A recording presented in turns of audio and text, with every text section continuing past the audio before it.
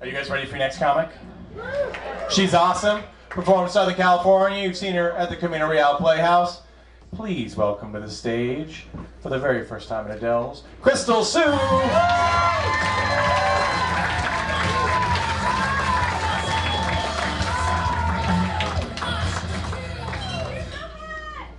Hi. As you can see, I'm Asian. And I know what you're all thinking, so I'm gonna go ahead and confirm that yes, anytime you see an Asian person doing stand-up, they are a huge disappointment to their family.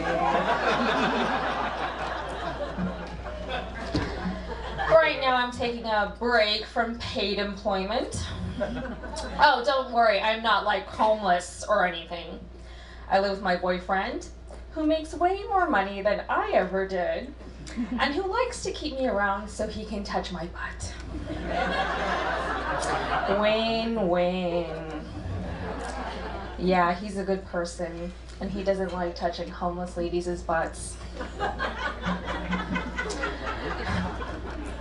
I've been trying to make some new friends, so I've been going to these meetups, and of course whenever you meet new people, they always ask you what you do for a living. So I tell them my current occupation is trying not to get dumped. It's actually a lot harder than it sounds. I Googled some tips on how to not get dumped and found a little something called the Good Wife's Guide from the 1950s. The Good Wife's Guide had various recommendations on how to welcome home your man after a long, tedious day at work. The tips were things like making sure dinner is ready and that you look your best when he arrives, and then trying really, really hard not to interrupt any of his super important man thoughts with your pesky feminine needs for the rest of the night.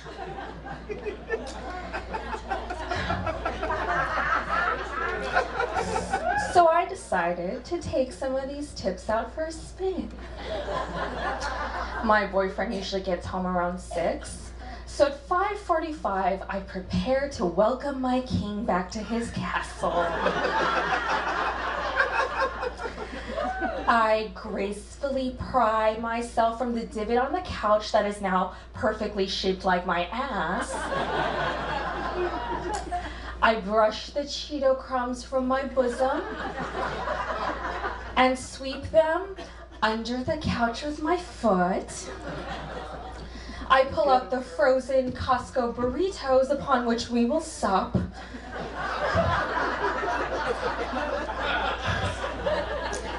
Heat them up in the microwave and let them rest. I change out of my pajama pants and don my yoga pants. I give myself a once-over in the mirror, making sure to wipe off the drool marks from my afternoon nap. And when my boyfriend finally gets back, I definitely do not pester him, for I am in the 10th hour of a Candy Crush playing marathon. You guys, I think it's totally working. 'Cause we're still together.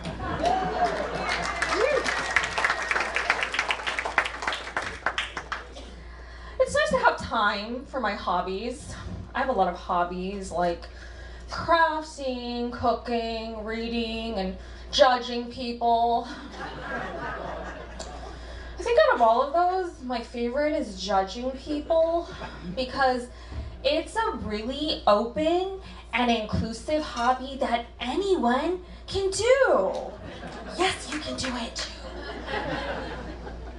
Like, you don't have to know anything or know anyone. You can just, like, judge anybody based on whatever arbitrary standard that you make up on the spot. I grew up before the internet, and it used to take some real dedication to judge people. You'd have to, like, leave your house and meet people. You'd have to hang out with them and just wait around for someone to do something judge-worthy. I know, right? So much work. But now we're in a golden age of judging people. You can just bust open your phone anytime, anywhere, and the entire world is your judgment oyster.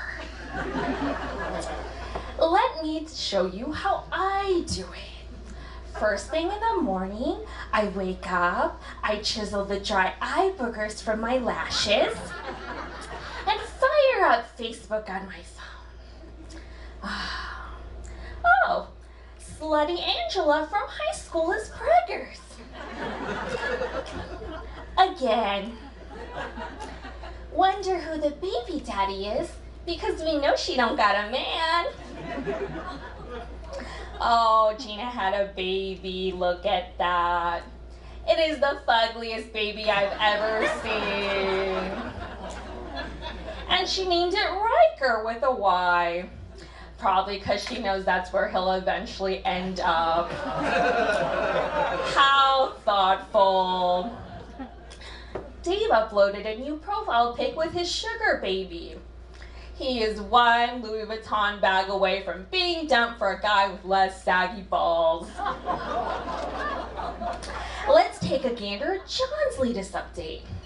Well, some things never change. He still doesn't know the difference between you're possessive and you are. By the time the end of the day rolls around, I'll have made my rounds on Twitter, YouTube, and Reddit.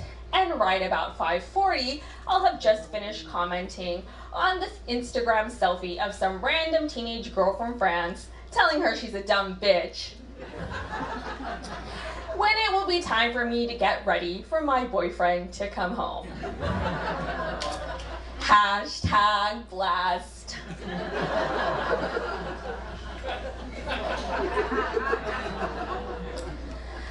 I've been reading a lot of relationship advice books, and one of the books I read was called The 5 Love Languages.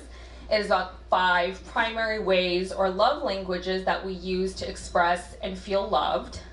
They are acts of service, gifts, words of affirmation, quality time, and physical touch. I thought the book was decent, but my main criticism is that there are definitely more than 5 love languages, and I would like to add mine to the list. My love language is well-meaning torture.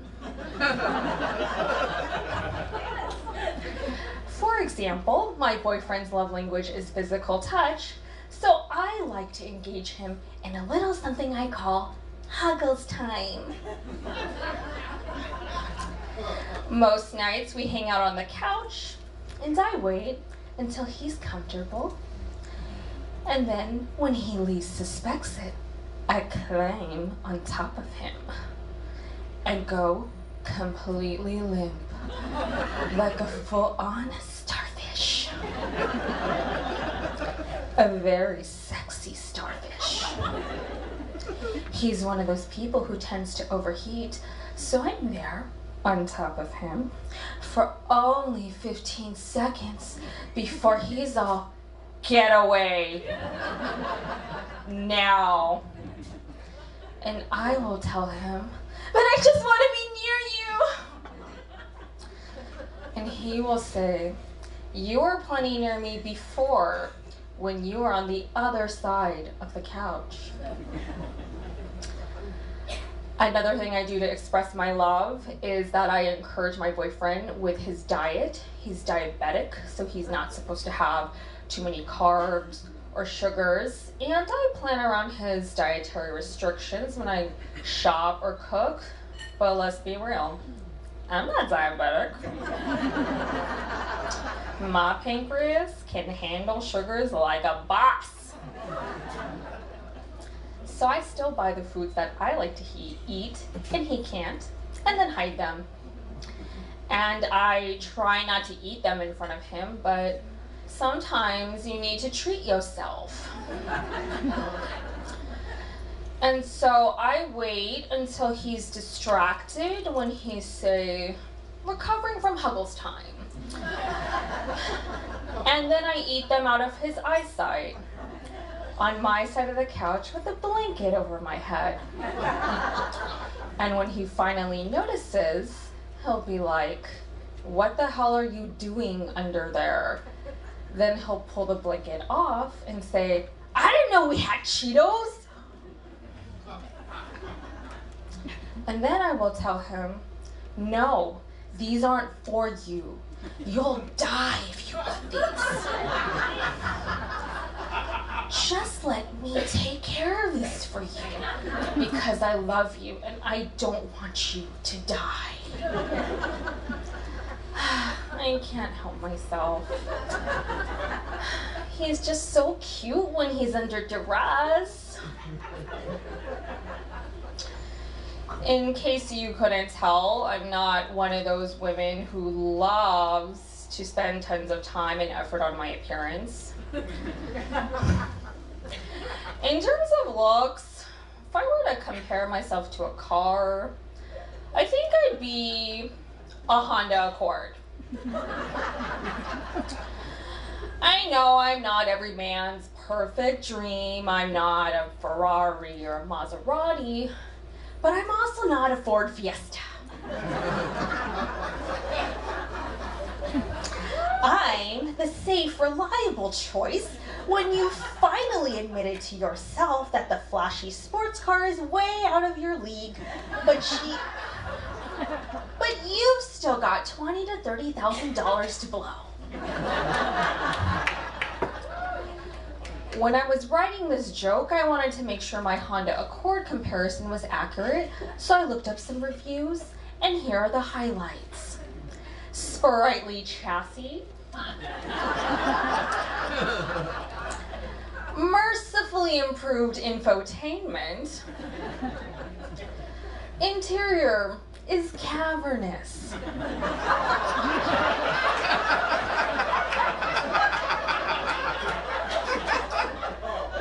And fitted with upscale materials. Enormous trunk.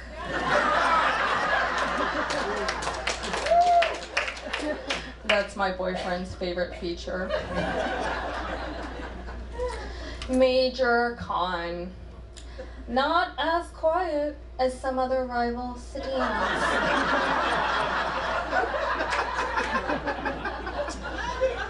Yeah, I think that sounds about right. That said, if you're going to be lazy about your appearance, there's some shortcuts, some hacks to maximizing what you were born with. My most tried and true hack is dating guys with yellow fever.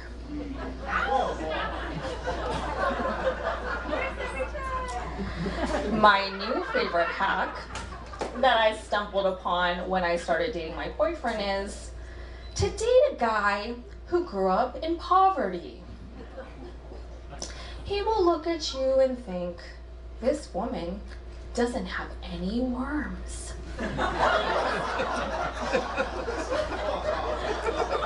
Hence, she is the most beautiful woman I've ever seen, and I want to ride her like a Honda Accord. Thank you so much. You guys have been great. I'm Crystal Sue.